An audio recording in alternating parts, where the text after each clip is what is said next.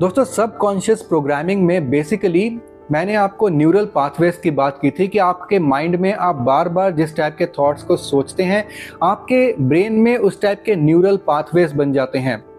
और शुरू में तो आपके माइंड के ऊपर इस तरह की नेगेटिव बातें या फिर कोई भी थॉट है आपके माइंड के ऊपर थोपा जाता है या फिर आप थोड़ा ज़बरदस्ती उस थॉट को सोचते हैं। लेकिन धीरे धीरे जब उस थॉट को बार बार सोचते रहते हैं तो आपके माइंड में न्यूरल पाथवेज बन जाते हैं और एक टाइम ऐसा आता है जब बाय डिफ़ॉल्ट ऑटोमेटिकली आप वही थॉट्स को बार बार सोचते हैं। इस चीज़ को मैं आपको समझाता हूँ। लेट्स से बचपन से आपके माइंड में कोई एक पर्टिकुलर टाइप की जो थॉट है वो हमेशा से डाली गई है। मे बी आपके पेरेंट्स ने डाली हो, मे बी आपने सिचुएशंस ऐसी देखी हो अपने घर पे या बाहर कहीं पे, या फिर किसी के रिलेटिव के घर ऐसी सिचुएशंस आपने देखी हो जहाँ पर बार बार आपके माइंड में ये थॉट आया हो कि पैसे मैनिफेस्ट करना, अबंडेंस मैनिफेस्ट करना, लग्जरी मैनिफेस्ट करना बहुत ज़्यादा मुश्किल है। तो आपके माइंड में ये थॉट हो सकता है जब पहली बार आया हो तो वो थॉट थोड़ा सा मुश्किल से आया हो या फिर आपके लिए वो नई चीज़ हो, लेकिन जैसे जैसे आप उस थॉट को बार बार सोचते गए जाने अनजाने में, तो आपके माइंड में एक स्ट्रॉन्ग इम्प्रेशन बन गया कि पैसों को मैनिफेस्ट करना बहुत मुश्किल है, अबंडेंस को मैनिफेस्ट करना बहुत मुश्किल है, पैसे तो पेड़ में नहीं उगते हैं, पैसों के लिए बहुत मेहनत करनी पड़ती है, फाइनेंशियल गोल्स को अचीव करना बहुत मुश्किल है। तो इस तरह के बहुत सारे जो पैटर्न्स हैं माइंड में वो सेट हो जाते हैं और वो बैठ जाते हैं।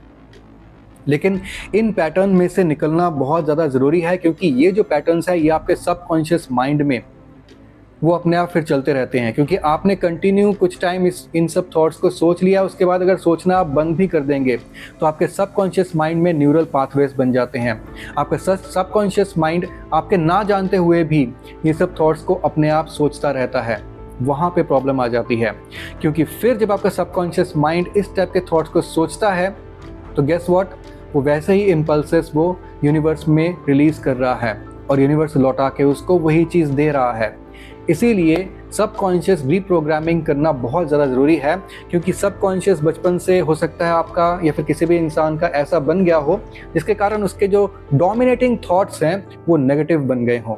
तो इसीलिए आज ही से आपको कॉन्शियसली अपने सबकॉन्शियस को रीप्रोग्राम करना पड़ेगा।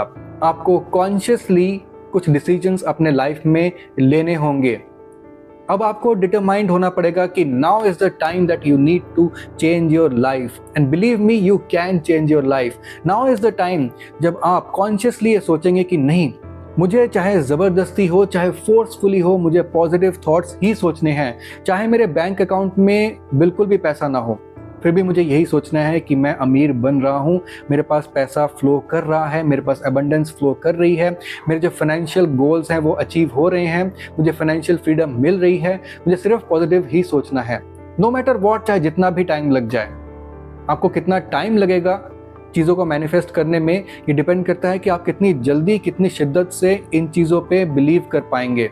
ये इतना जल्दी और इतना आसानी से नहीं होता है, इसीलिए आपको टाइम लगेगा, लेकिन टाइम लगने दीजिए। Time is not a matter, कोई बात नहीं, टाइम को लगने दीजिए, लेकिन आप कंटिन्यू फोर्सफुली अपने आप को कहीं से तो शुरुआत कीजिए।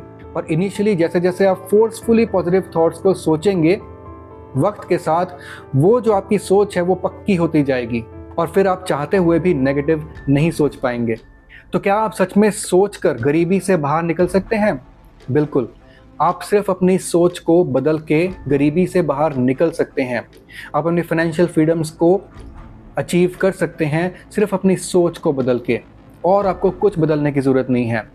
लॉ ऑफ अट्रैक्शन कोचेस बहुत कुछ कहते हैं, अपनी थॉट्स को बदलो, फीलिंग्स को बदलो, इमोशंस को बदलो, होपोनोपोनो यूज़ करो, बिलीफ सिस्टम को चेंज करो, ग्रेटिट्यूड यूज़ करो, एफर्मेशंस यूज़ करो, कितना कुछ लॉ ऑफ अट्रैक्शन कोचेस कहते हैं। ऐसा नहीं है कि मैं आपको ये सब करने के लिए नहीं कहता हूँ, मैं भी कहता हूँ आपको ये सब चीज़ों को करने के लिए।